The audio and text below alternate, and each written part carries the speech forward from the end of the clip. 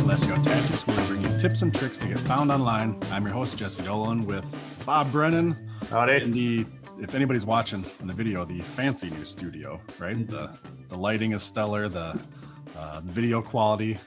We can really zoom in here. We can see. All we need is a makeup artist. Right. Quarter number 2 coming to you. So, but in all seriousness though, for anybody who has been watching on video, you probably will notice some better quality on both Bob and mine. And we're doing that for 2 reasons. One, it can be a little bit of a tease here, but one is because we're still remote working, right? There's really not much we can do about it. Still not together in the office every day, not together in the recording studio there that we did every day. So we decided to kind of up the game a little bit with some better camera equipment. Some friends helped us out. Actually, Matt Addington, who was on one of our previous episodes, lent a hand in the video and the lighting and getting stuff set up to produce it better. If we're going to be remote, we're going to cut more of these over Zoom and record them. We definitely wanted to up the quality. But then secondly, as we come into 2021, and this is the tease part, we're going to start launching some kind of mini digital courses, almost. And Bob, you can say it differently if I'm butchering it, but like an extension of the podcast, right? So the stuff we get into on these episodes, we try to be pretty in depth and actionable, but it's still a short, 15, maybe 30-minute episode. So we got to keep them kind of light and kind of quick. But these courses, we want to get more in depth with video how-tos, guides, things like that, and really help you guys and gals out there do some of these things to get found and increase your footprint online. So to do that, we also wanted to up the game on the quality to make sure that communicates better and is easier for everybody to see. So yeah, kind of funny story we've been talking about. In the meantime, you jump on Zoom calls, which for 2020, the year of COVID, yeah. Zoom is way more approachable now to all of us than it was before. Nobody's really as timid, but jumping on Zoom calls with a little more high def camera and different lighting makes an impact too. So if anybody's on the fence about should you upgrade or not, I think we've literally seen it impact the business for how you come across, in the meetings. So yeah, it's been good. So with that, we'll kind of do like we do on every episode, kick it off talking about if you haven't used our free instant SEO audit tool online, go check that out right now. localseotactics.com, top right corner, yellow button, free instant SEO audit.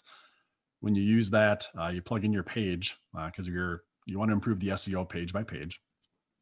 So plug in your page, plug in the keyword you want to optimize it for. And it's going to spit you back a report on what you need to do to optimize that page for that keyword, and provides a cheat sheet. And it's a real cool kind of like SEO 101 guide on what to do there. If you haven't taken advantage of that yet, go out there, do it. Again, totally free. Use it as many times as you want. localseotactics.com. And here in today's episode, we're going to be talking about not really directly SEO. Bob and I were just kind of going through it before we hit record here, but more of almost like user experience, user design, but really for the purpose of converting traffic. And as Bob, we've talked many times, I don't have the math ratio, which I probably should have here, but if you could work on doubling the amount of traffic to your website versus converting existing traffic, at a higher rate, if you find some weaknesses, man, there's way more efficiency in just converting that current traffic you're already attracting and getting with tweaking your message and that user experience. So yeah, that's one area I know we've got to focus more on. Yeah. And there's just subtleties that, it's just stuff that we're not real strong in. We're working on, we're gathering information on it, and hopefully we can share that with everybody to help them convert. But and then part of it too is a lot of understanding your customer, right? At the end of the day, which can be difficult.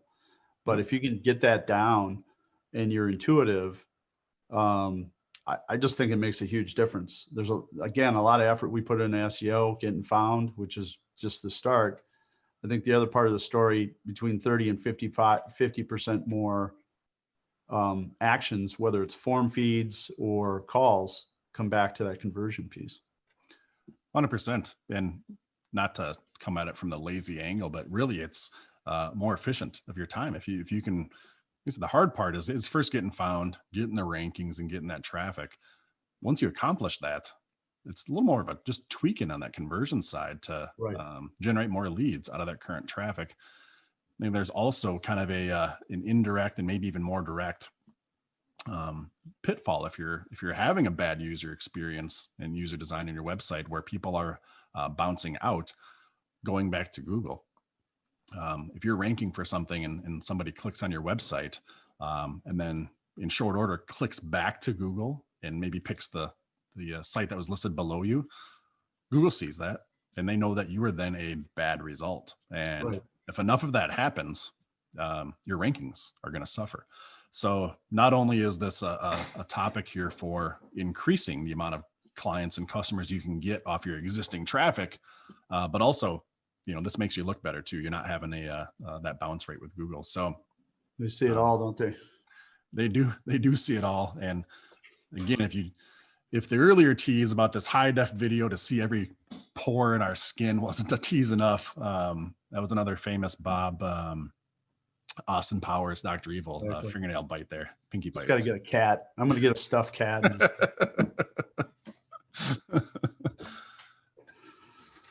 I'm just thinking that would have been an awesome Christmas present, but it's too late now. I'm gonna have to No, wait. my kid got me a monocle, so we'll bring that into play here at some point.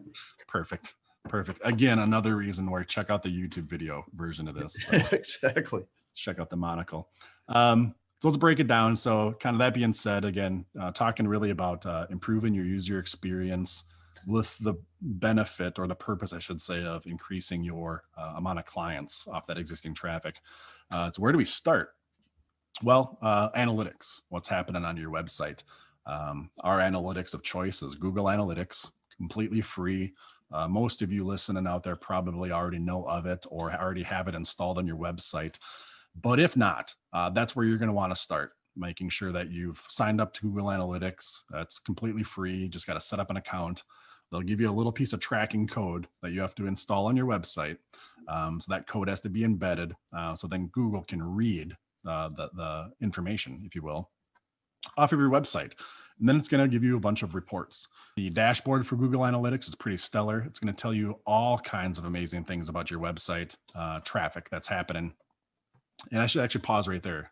Sometimes I skip over this, and just to break it down for everybody, Google Analytics is going to tell you what's happening on your website. So as soon as a user visits your website, whether they came from Facebook, whether they came from Google or whatever, now you'll be able to see what they're doing. You can literally see which landing page they came in on, which pages are more popular, which pages people leave on. They call it exit pages.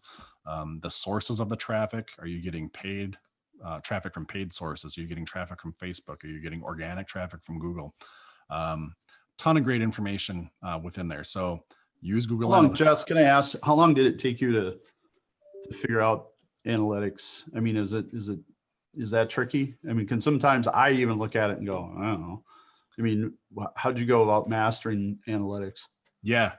So first of all, I appreciate it, but I'm definitely not a master of analytics. I would say I can get in there and I can drive. And that's something that just takes some regularity in doing. And then you have to stay on top of it because Google Analytics, even though it's free, they're updating it all the time. It gets better and better. So you're never really like done. They're always releasing new features. But it's very comprehensive. We're only scratching the surface, what we're going to talk about here for bounce rate and Yeah. some things to look at. Really being a master of it. Sue Ginsburg, who is on our team and is going to be coming on some future episodes. She is actually a certified Google Analytics expert through Google. Oh, wow. I'd call her more of a master. I'm pretty good at a couple areas that we kind of key in on as it relates to SEO and rankings and this conversion. But there's probably going to be multiple episodes coming up here on Google Analytics and getting into some more of these advanced features. So not to try to cut myself down too much because I do think I can get in there. But I'm not a specialist. I'm not an expert in Google Analytics. And I don't think everybody out there listening necessarily has to be either to use it. Right. But you just got to know why you're using it and what you're doing with it. Like you said, you can go down some rabbit holes in there and really get into some areas that can provide some amazing insights. but then what do you do with it? That's kind of always the part where you get trapped. Like, wow, this is amazing. Look at this, this, and this. Translate that into action items. Otherwise, all you're doing is just reading a bunch of data and just kind of, twiddling your thumbs. So, so within that, the thing that we want to start here with Google Analytics is looking at specifically the bounce rate of your pages. Kind of like we talked earlier. If you're showing up for a certain term, somebody clicks on your website and then clicks back out in short order, that's a bounce. Google tracks that, and they'll tell you a couple interesting stats in that same realm. They'll tell you what's the percentage of people that are bouncing. You can also find how long are people staying on your site on average. If users are there for 1 minute, 2 minutes, 3 minutes, whatever the case is. And then also how many pages they visit. So those kinds of stats, just within this realm of conversion, those kinds of stats are the ones we're going to be keying in on here today. And what we're going to be trying to find is how to identify pages that have a high bounce rate that you want to focus on applying some of these conversion optimizations that we're going to talk about. We're going to go very basic on some recommendations and some things we've done for increasing your conversions, just to kind of maybe spur some thoughts with all of you out there on what to do. Your industry, your niche, your style of a company is going to kind of dictate what you do and how you convert people. But hopefully we can kind of give you some insights. So first things first, where do you go once you get in Google Analytics to start? I'm not sharing the screen here for anybody on video, but I'm just going to kind of talk through it. You would log into your Google Analytics account, and then there's going to be a few tabs on your left-hand side, a few menu options. You're going to have audience, acquisition, behavior, and conversions. We're going to be looking in behavior. Then within there, you're going to go to site content. And then under that, you're going to go for landing pages. So what we're looking on here is just focusing in on how did people enter the website? What landing pages did they come in on? Once you get to that spot, you're going to see a list of pages and define your date range too, whether it's the last 30 days, last 90 days, things like that. Pick your period of time, start looking at your data here and sort it by number of sessions, how many, to find what the most popular landing pages are. Once you get into that, look over into those categories I was talking about for bounce rate. You're going to be looking for something. Now, every industry is different. Some people maybe a 60% bounce rate. Maybe that's good, right? It's all relative. Yeah. What we're looking here for is not just how does your site stack up against, what Jesse and Bob talked about, for examples, or, some industry report. That's all that matters. Don't get me wrong. But kind of what we're talking about here is just looking at your pages against the other pages on your website. You're trying to find what are the worst ones on your website and just stay in that universe. So start by looking at your most popular pages, sort that way, and look down. The reason I say sort by most popular pages and not by like your highest bounce rate is because if you have a page with 2 visitors per month that maybe has a 90% bounce rate, but you have a page with 500 visitors a month, right, with a 60% bounce rate. Well, if you can impact that high volume page a little bit, you're making a way bigger impact, right? That's that 80-20 rule. Yeah, totally. And you're going to have that with your pages. You're going to have a few pages that are your most popular landing pages on your website, bar none. So again, we're looking at pages, landing pages in there, and we're sorting that view by the most popular landing pages. The term Google Analytics uses is sessions. So sort by the sessions. Then look at your bounce rate. And on my default here, I'm looking, it shows you 10 rows. If your website is a lot more massive, you can look at your top 20, 30, 40, or 50 pages. But start with your most popular pages and look at those bounce rates and look for the outliers. If most of your pages are in that 40, 50, 60% range, but you've got a popular one that's at 80%, let's start there, right? So just for our example, that's what you're going to want to do. Bounce rate is the number one thing that we usually look at in this scenario. Now, if you're trying to decide or maybe kind of read the tea leaves a little bit on which page to attack, those other 2 categories I spoke about can also be important. Pages per session. So how many, if Bob visited a website, did he click through 1, 2, or 3 pages? Did I click through 6, right? That's kind of what we mean there. How much more information you came in on this landing page, but then how many other pages have you visited? Or I shouldn't say other. How many total pages have you visited coming in on this landing page? That's what they're saying by pages per session. and then average session duration. So again, this gets into user behavior, but it's user behavior through the lens of they came in on this landing page. And we're going to talk about this in just a few more minutes. Part of that depends on what did they search for and why did they get that landing page, right? Which is kind of matching your page with your intent there too. So what is, I mean, you know, what is not to hold you down, if nothing else, could you give us an example of acceptable bounce rates or, you know, if the bounce rate is high, yeah, what is an example? Like, you use this analogy a lot, wedding band as in yeah, gold ring versus wedding band, meaning musicians. live band, yeah. You may end up with a pretty high bounce rate because user intent was so weird. You know what I mean? Totally. I mean, is that an example where you might have high bounce rate, or what would be another example? Let's say printer repair. Yeah. And majority of consumers out there have inkjet repair, which are not unrepairable, but they're landing on your page that says we do not repair, you know, inkjets or whatever the case is. Right. I mean, those are the only things that I can think of, but outside of those outliers, I mean, what do you think a healthy bounce rate is? Somewhere sub 5% or? Yeah. Well, like if you get into single digit bounce rates, I mean, that's stellar. Because if you think about this, bounce rates are everything. If it's traffic from bots, traffic from people searching for the wrong things. I mean, there can be a lot of reasons where you're getting bounce rates. So if you were a new client and you just came to us today and we looked at this, if there's anything above 50% bounce rate, that's right there. I'd be starting to look at that to try to improve that. If you can get into 30 or 40%, it doesn't mean there's not room for improvement. Don't get me wrong. But I wouldn't necessarily be worried about that if there are pages with a higher bounce rate. So this is all kind of relative. And this is one of these famous for SEO, like, well, it depends is kind of the answer. Right. Yeah. Depends on what else is happening with the rest of your traffic. If your homepage has 5% bounce rate and your most popular, like other landing page has 35% bounce rate, well then, even though that's not a bad, horrible bounce rate in its own right, at 35%, it's horrible compared to your homepage. Right. So that's where I kind of say is like, yeah, sure. You want to maybe look at, you know, some overall industry, or like you said, you know, just don't want to hold you to it, but what's a good kind of ballpark? Those numbers are important, but really you want to be looking at like within your own site. What are the worst pages within your site?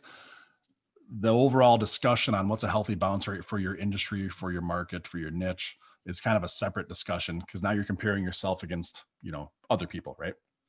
Yeah, and this will be a neat topic to do a deep dive with Sue, you know, sure.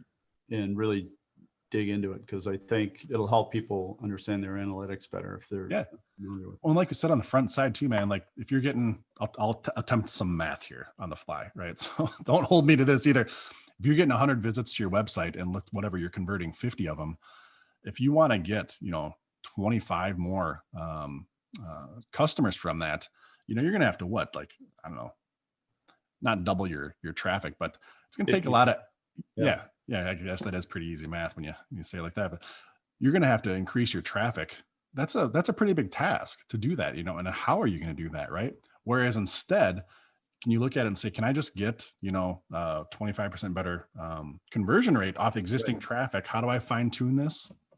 Not nearly as daunting as finding ways to get more traffic. So within doing that, again, we're looking at it saying our website is ranking at a certain level. We're getting a certain amount of traffic. And just within that universe, within that set of blinders, how can I improve my bounce rate? Look for the worst pages on your website that are some of your highest traffic pages, kind of that intersection. And you're going to have something somewhere, right?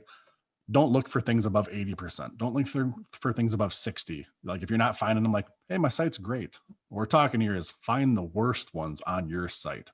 Right. Most of your pages are 5% and you got one at 10, attack the one that's 10%, right? If most of your pages are 60% and you got one at 80, attack the 80%. So find the worst performing pages on your website that are getting traffic in kind of that union, that apex, and start looking at them. Now, so there we've kind of identified, you know, how do you identify your high bounce rate pages? That's a quick way to do that, easy way to do that there. Now, how do you improve your conversions? What should you do? We've talked about some things, Bob, kind of our best practices before. Famous one, you're always like, make that phone number, big old red phone number on your website, right? Now that's an off-site, if you will, conversion metric. Like you can't track that. There's goals within Google Analytics. Like if somebody fills out a web form, you can kind of score that, and that'd be a conversion. You should have some kind of baselines here, like how many calls are you getting, how many emails are you getting. So we start talking about tracking conversions here. You need that piece of information. If I'm getting 100 visitors and I'm getting 50 customers, how do you know you're getting 50 customers? Google Analytics doesn't tell you you're getting 50 customers, right? We're using Google Analytics to tell us our bounce rates, for what people are bouncing out. So to convert people, we're going to need some things on the web page to make it sticky, make it attractive, and let them know they're in the right place. I'll let you chime in a couple, Bob, but I'll lead with that. First one we always want is unless you don't want phone calls, because there are some businesses that are like that, just put that asterisk out there. For most businesses, you want a phone call, and that's probably your highest lead area. Make sure your phone number is huge.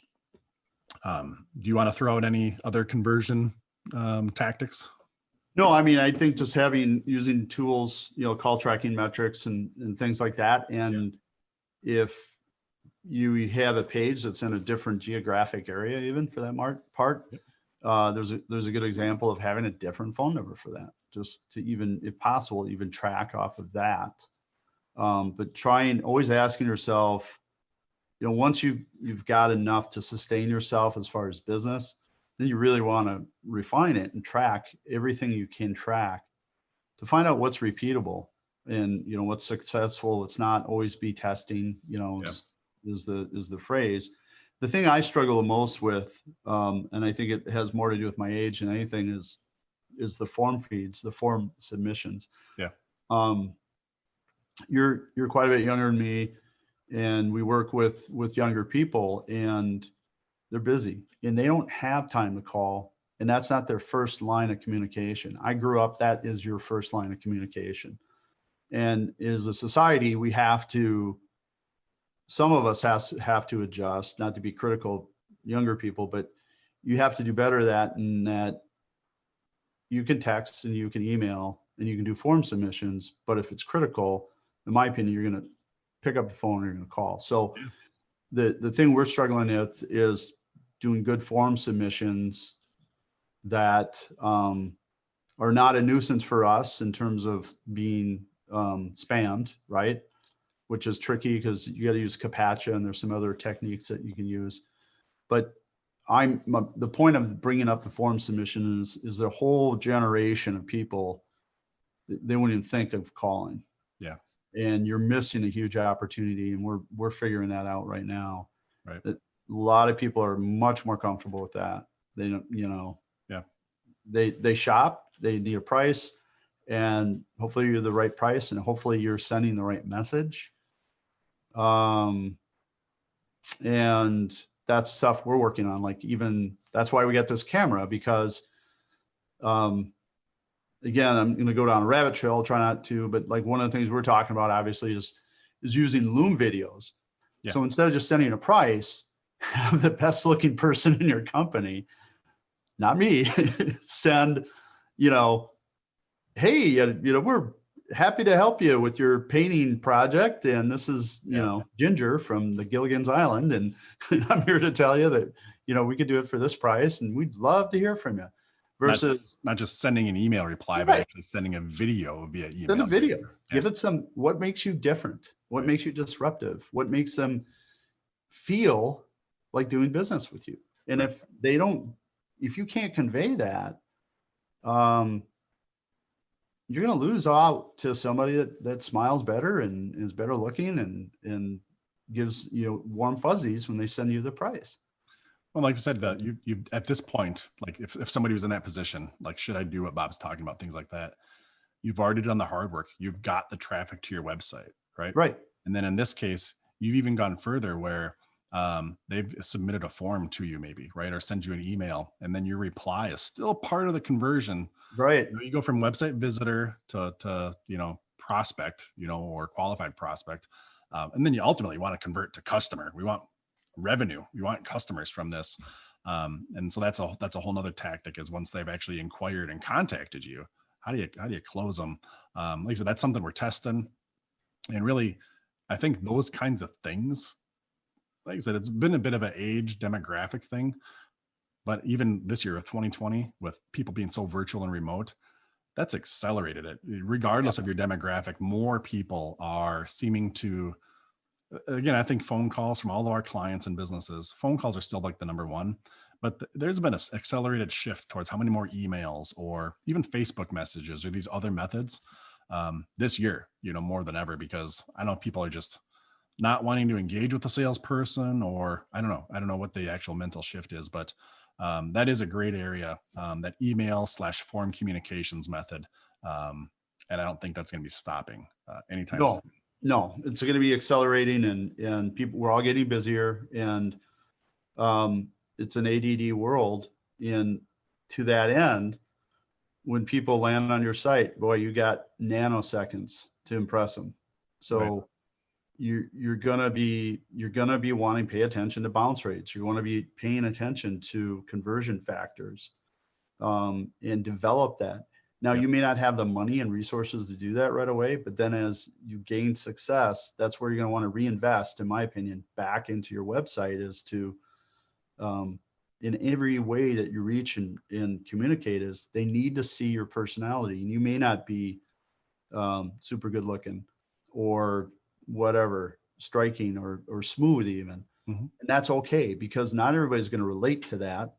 They're going to relate to you, but you've got to get your personality out there, in your willingness, in your knowledge of the topic, whether it's countertops, or it's painting, or it's whatever service you're going to provide. They need to know. I think the biggest conversion factor is the fact that, do you know what you're talking about? Yeah.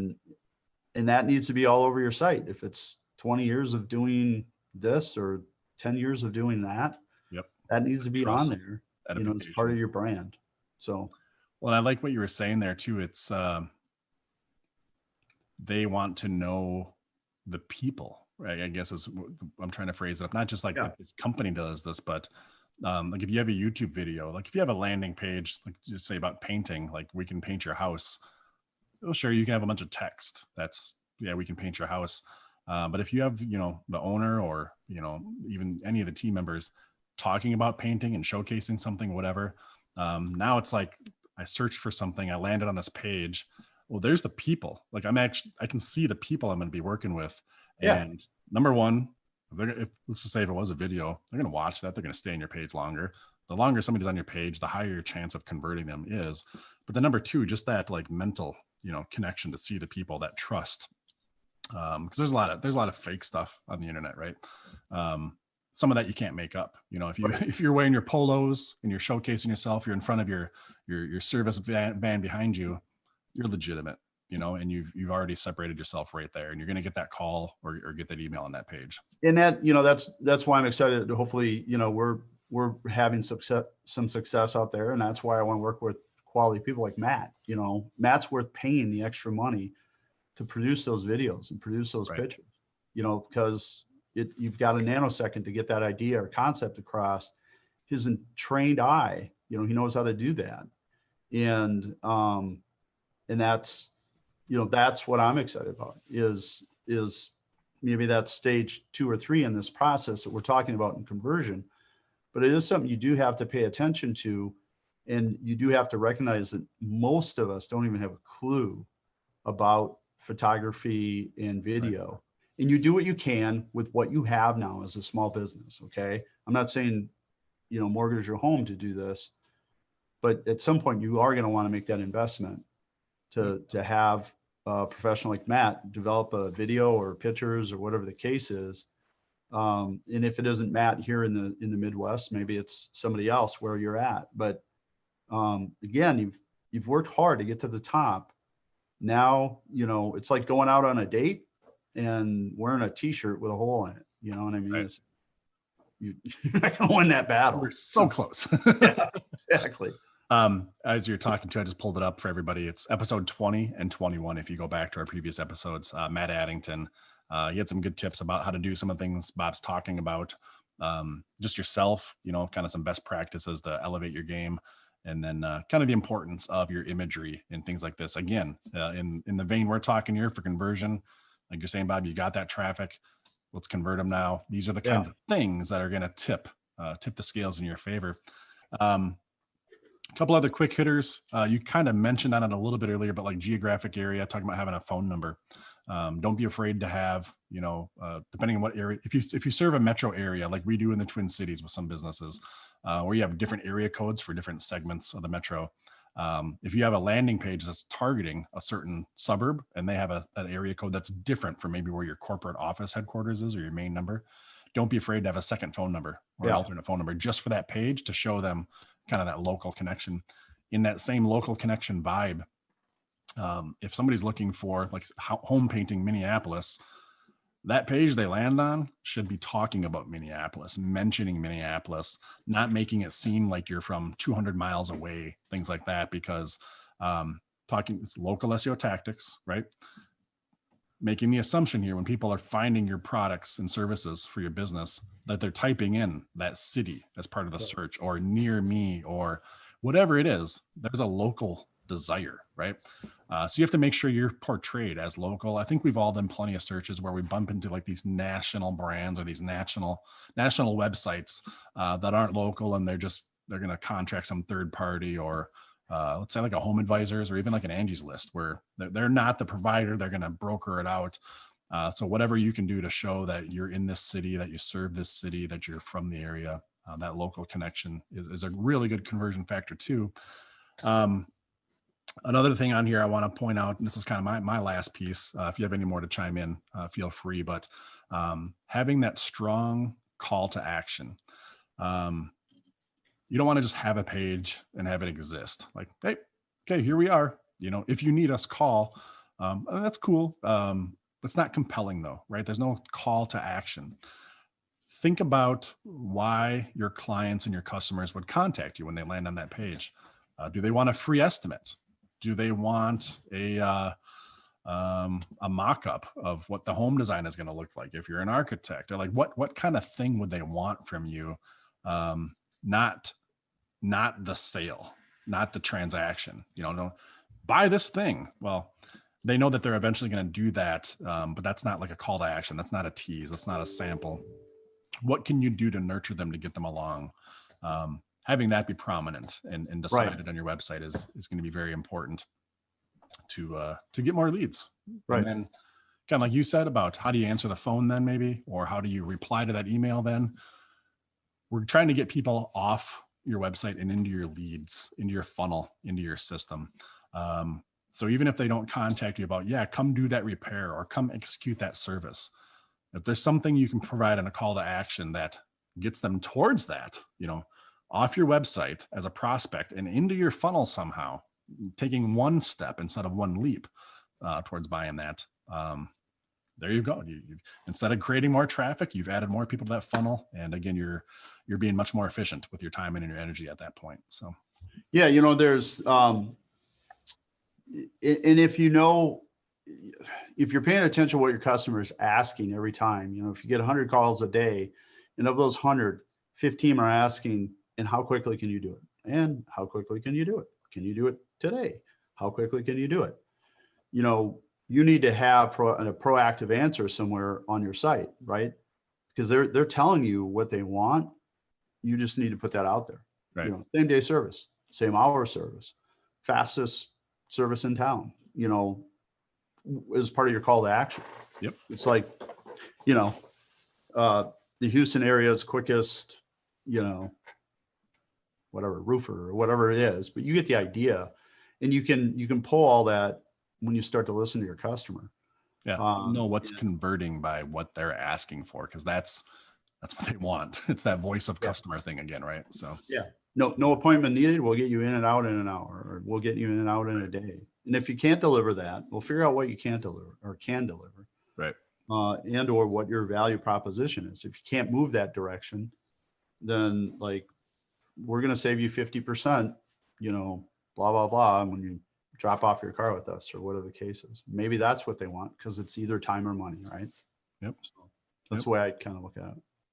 No, I think you're right. And it's, I think kind of the moral of the story on this too is if you're sitting there, you know, business owner, marketing manager, salesperson, you know, whatever your role is, if you're listening to this, you're wanting to get more business.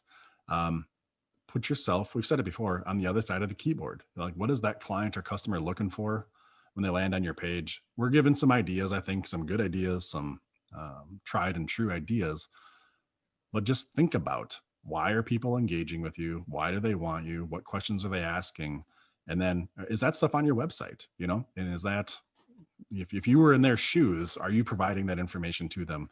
I think you've said it many times in the past, Bob, like if you can answer their questions before they ask them, they know they're in the right spot. They know in the right spot. And you're not going to be able to do that if you don't take a pause.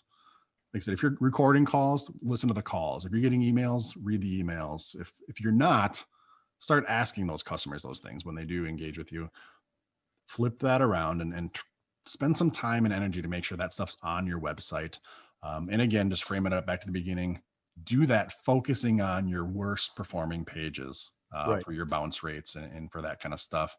And you're going to benefit. And that's the other thing Sue's really good at that I look forward to, again, doing a deeper dive with her on the podcast is voice of customer. Oh yeah, absolutely. Absolutely. Because at the end of the day, we can definitely be tainted with our curse of knowledge as a business and thinking we know what the customer wants. We know what they should need. If 2020 has taught us anything, customers and market demands can change quickly, right? Oh, yeah. You got to be in tune, or you're going to be left behind. Because guess what? Somebody else online has probably pivoted where you have. So and if your ego is in the way, which I battle with every day, you're going to lose out. 100%. All right, I think that pretty much does it for this episode here. As always, I'm going to read another great 5-star review. If you haven't left us a review yet, we would love to hear it from you. We read one on every show. And again, this is just a way we know we're doing a good job. It's great feedback. We appreciate all of you who have left a review so far. Some people are like serial review leavers. They'll just do it all over the place. I know some of you, this will be like the first review you've ever left. We really appreciate that. No matter where you are in that spectrum, taking the time out of your day to go do something to help our show out is huge. It's a huge pat on the back for us. So 5-star review here from Clarice Gomez says, awesome podcast. Jesse and Bob, hosts of the Local SEO Tactics and Digital Marketing Strategies podcast, highlights all aspects of marketing and more in this can't miss podcast. The host and expert guests offer insightful advice and information that is helpful to anyone that listens. Thank you very much. Thanks, Clarice. Yeah, that's what we're hoping to do, man. So I know some episodes may apply more or less to you out there for your business, but hopefully if you check out some of our past episodes, if you're a newbie here, there's a catalog of things that'll help you out and bring good insights for you. Anybody who hasn't left a review, go out to localseotactics.com. Down on the bottom, you'll see a spot for leaving a review, and we've got links to Apple Podcasts, Stitcher, Google My Business, Facebook, all that. Wherever you're comfortable leaving a review, we would absolutely love to hear it. And if you know somebody that you think could benefit from this episode or from our show in general, we'd love to have you share it too. So any other parting thoughts, Bob? No, that's it. I'm looking forward to getting Sue on here. I can tell you that. Right on. Yeah, everybody look forward to that. We got a lot of cool things coming here in 2021. And thanks for tuning in. We'll catch you next time. See you guys.